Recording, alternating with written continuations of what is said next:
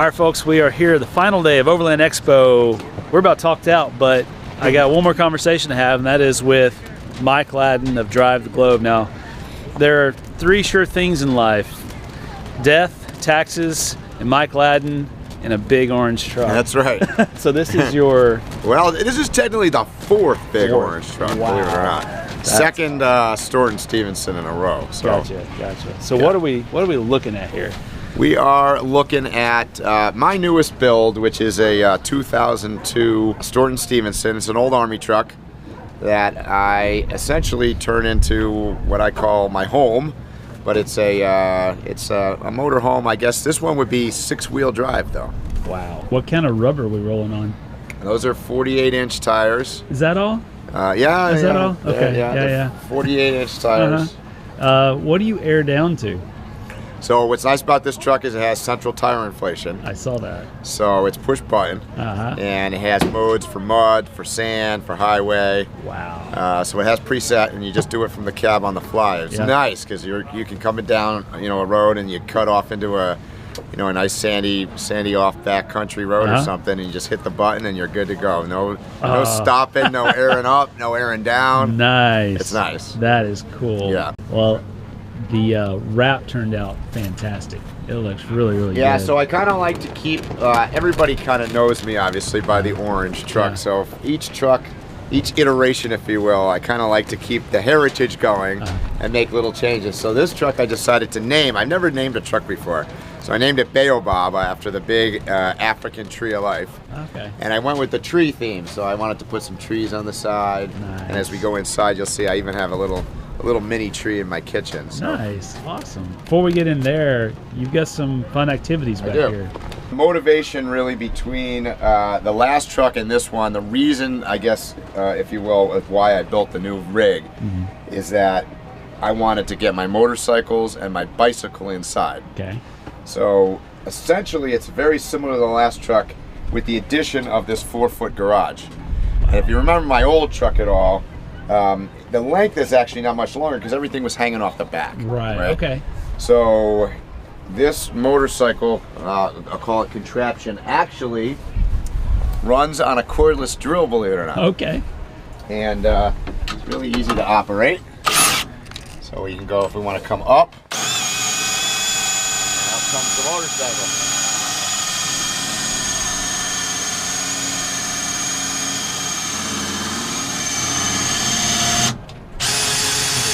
Shift gears.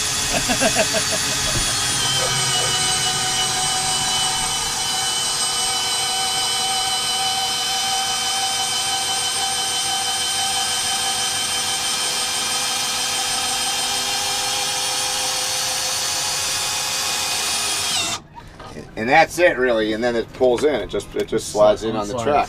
Wow. So it takes me about 4 minutes to load or unload the bike, which is nice because, as you know, and from my years on the road, you find out if it's too much work and it takes too long, you're not doing it. That's true. Right? That's so true. So I really wanted to make it super fast, so that makes it super fast. That's and then the same thing, you go back out, we go down. Yeah.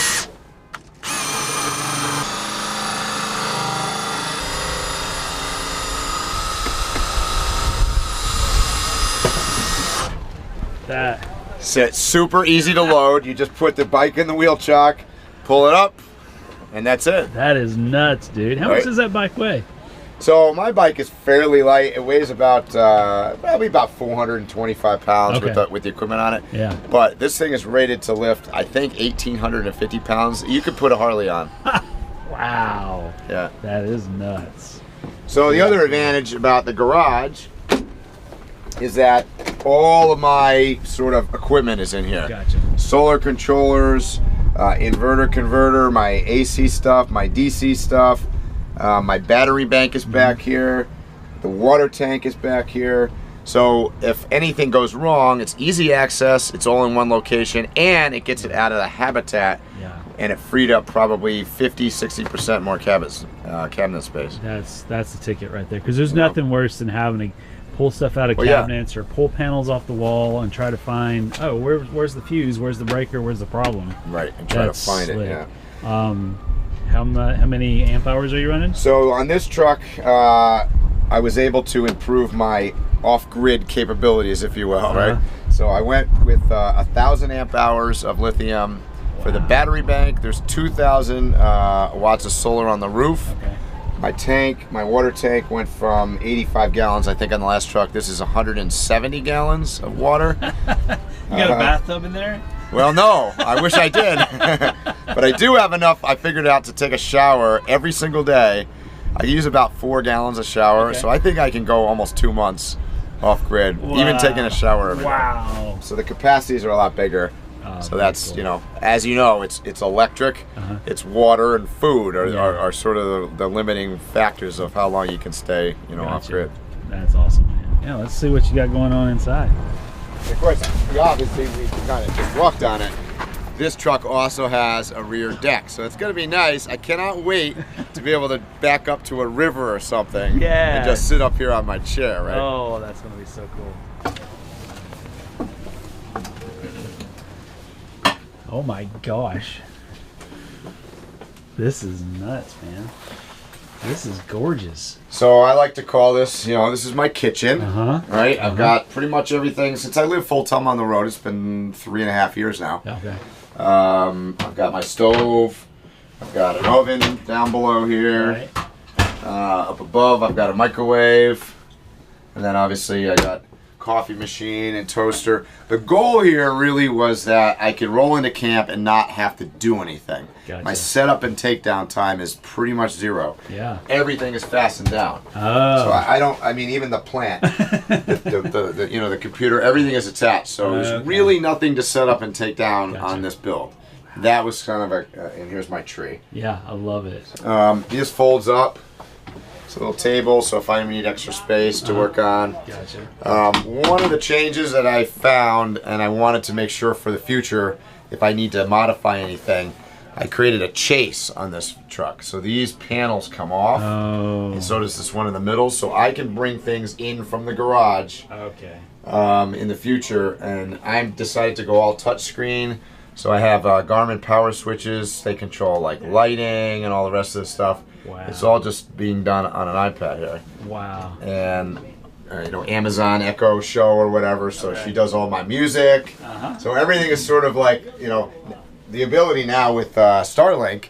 I have high-speed internet on board all the time. Right, right. So I don't have to worry about that stuff. All my controls, my solar, and my battery and whatnot are, you know, mounted on that wall. That's cool. I like this ceiling too. That's really cool. Ceiling is, you know, it's actually Amazon.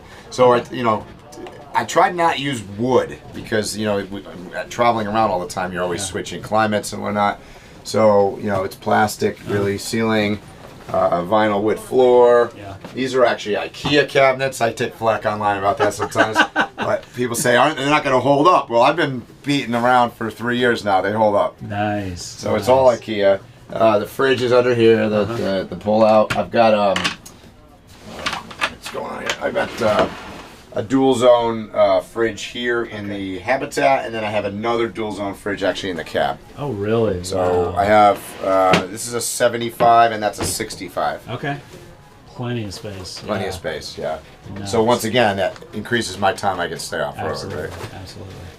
And then going down this way, we've got one of my requirements was a real shower. So, you know, I got a real shower with a glass door, and it's, you know, a decent size, and it's not a wet bath, so it's a separate, you know, toilet and sink room in there. Holy cow. And a little throwback to all my past, you know, trucks. There's actually orange number 1 and orange number 2. Wow. So look at that. Yeah, so you can take a whiz and think back. Remember, there's the Arctic Circle on the Dempster Highway. And we got Egypt up here, the pyramids. This is me going across on my Land Rover. Oh, wow. So, and then the bed back here. And once again, keeping with the tree theme, I kind of decided to decorate with some birch aspen trees or whatnot on the wall. That's gorgeous, man. The other thing I did was put a porthole in on the back here. So when I open the garage doors, which I typically do a lot, I have a view out another side of the truck that I didn't have before. So that's kind of cool. Okay, and AC right above your head there. It's rooftop Dometic AC 12 volt. Okay. So yep. What size bed?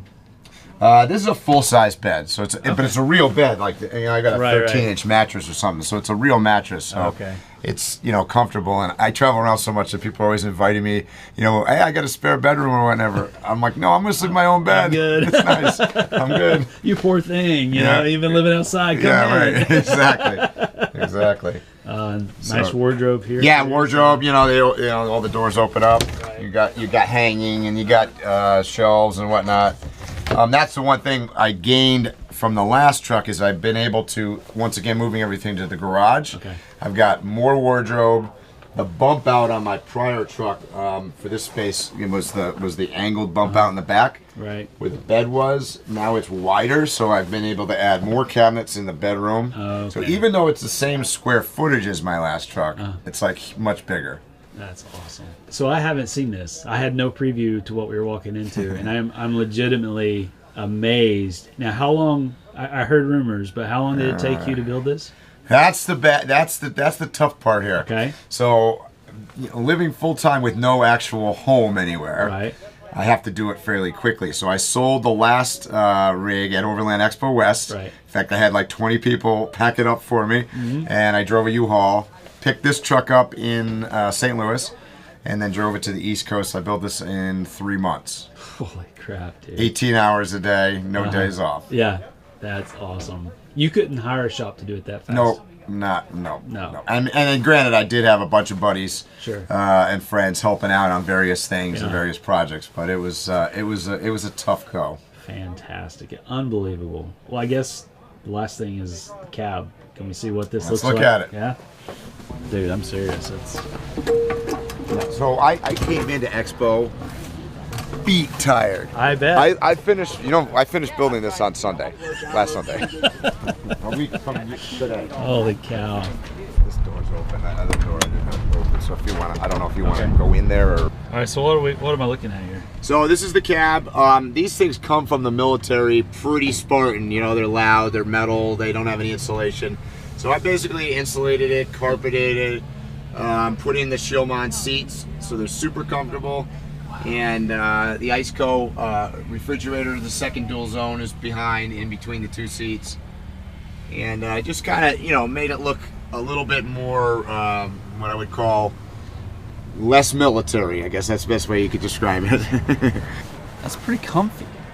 Yeah, those seats are nice. They got dual armrests. Actually, there's another armrest that comes out on this side. Wow. They're heated, so it's heated seats, air conditioning. So it's features that you would not expect necessarily in an old Army truck. It's nice. I mean, if you think about it, people ask, how does this thing ride? Yeah. It's on air suspension on the cab. It's power steering. It's air brakes. It's touch. It's touch button automatic transmission. Okay. Yeah. So it drives great, and the windshield is huge. So your view is amazing. Yeah. This is like widescreen HD. Yeah. Wow. Got a rear backup cameras, so I could see. I navigate with the new Garmin Tread. So the big question a lot of people have on something this size is, do you feel confined sometimes with how big it is? So I tell people there is no perfect overland vehicle, right? Right. Mm-hmm. There's always something wrong. They're either big, or they're too small, or too something. This has its limitations just because it's big. It's like a tractor. It will go off-road through amazing stuff. Okay. Much more suited to out western United States where it's less trees. Yeah. I personally, since it's my home, I take it pretty far off grid and do more than most people probably would expect, but I got the motorcycle, so I am much more inclined to go out, and sometimes I'll even pre-scout. I'll take the motorcycle out, and I can judge whether or not it's a great place to take the truck. Right? That's such a good combo. I mean, I actually started doing that with a mountain bike that we running with now, and it's a great combo. I'm legitimately just wow, this is incredible. I'm jealous. I'm officially jealous. Don't show this to Sarah, please. I'm gonna have to hide this footage from her because she's gonna be like, Let's talk to Mike about what can we build here? Lifestyle Overland's next setup look like? Oh man! And I saw you got automatic awnings up here too. Yeah, right? so I mostly use the awnings to keep the sun out of the windows, and I put awnings on both sides for that reason. That's perfect.